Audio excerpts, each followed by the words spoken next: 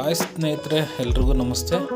ಈ court service app ಮೂಲಕ court ಕೇಸ್ನಲ್ಲಿರ್ತಕ್ಕಂಥ ಸ್ಟೇಟಸನ್ನು ಹೇಗೆ ತಿಳಿತಕ್ಕಂಥದ್ದನ್ನು ನೋಡೋಣ.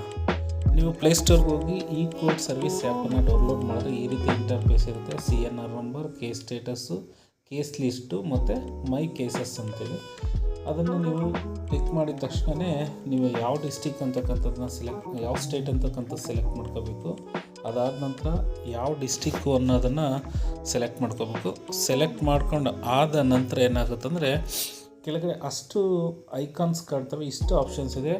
Case number, party name, filling number, FIR number, advocate name, act, case type, ಈ ರೀತಿ ಇಷ್ಟೆಲ್ಲ ಆಪ್ಷನ್ಸನ್ನು ಕೊಟ್ಟಿದ್ದಾರೆ. ಇದರಲ್ಲಿ ಫಸ್ಟ್ ಒನ್ ಆಪ್ಷನ್ ಕೇಸ್ ಸ್ಟೇಟಸನ್ನು ನೀವು ಸೆಲೆಕ್ಟ್ ಮಾಡ್ಕೊಳ್ಳಿ. ಕೇಸ್ ಸೆಲೆಕ್ಟ್ ಮಾಡ್ಕೊಂಡ ತಕ್ಷಣ ಕೋರ್ಟ್ ಕಾಂಪ್ಲೆಕ್ಸ್ ಅಂತ ಕೇಳುತ್ತೆ. ನೀವು ನಿಮ್ಮ ಕೋರ್ಟ್ ಯಾವುದಕ್ಕೆ ಸಂಬಂಧಪಟ್ಟಿರ್ತಕ್ಕಂಥದ್ದನ್ನು ಅದ್ರ ಮೇಲೆ ಕ್ಲಿಕ್ ಮಾಡಿದ್ರೆ ನೀವು ಸೆಲೆಕ್ಟ್ ಮಾಡ್ಕೋಬೋದು. ಅದಾದ ನಂತರ ನಿಮಗೆ ಕೇಸ್ ಟೈಪ್ ಅನ್ನುತ್ತೆ. ಇಷ್ಟು ಕೇಸಸ್ ಟೈಪ್ ಇದೆ.